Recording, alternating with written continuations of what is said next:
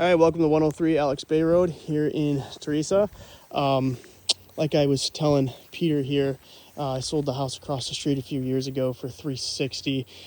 Exterior wise, appears to be in pretty good shape. Siding could use some pressure washing, but that's honestly, I think that's really about it. The only other thing that I do is probably freshen up the landscape. There's roughly just over an acre here, and it's definitely not all mowed, so I'd probably get somebody out here to do that. I think other than fixing up these decks, this deck has a little bit of a dip. I'd probably throw something in there to shore it back up, but it's nothing crazy. Stain this deck, replace the one out back, which is a smaller deck, and call it a day out here. Roof seems to be in pretty good shape. I mean, it's architectural shingles. House was built in 2011, so most of everything is going to be roughly, you know, the age of the structure. So I think overall, other than the plumbing, most everything else is in fairly decent shape. To me, this is a quick flip.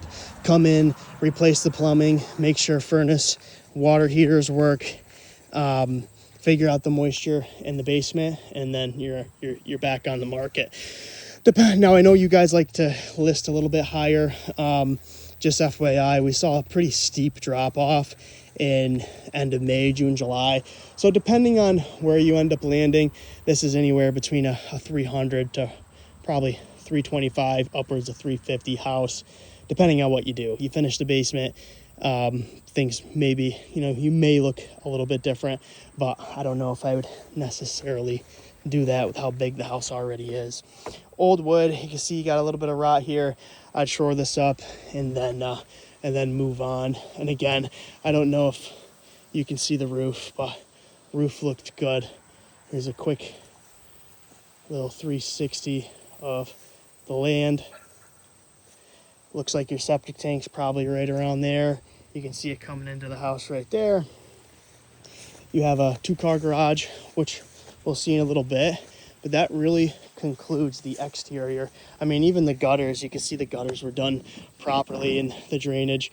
The basement does have a little bit of water. Again, like I was telling Peter, it appears from my conversation with the listing agent that the moisture in the basement is due to the drain from the basement, from the French drain system.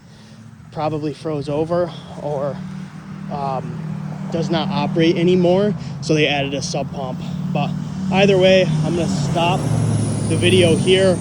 I'm gonna send you this. We're gonna start inside.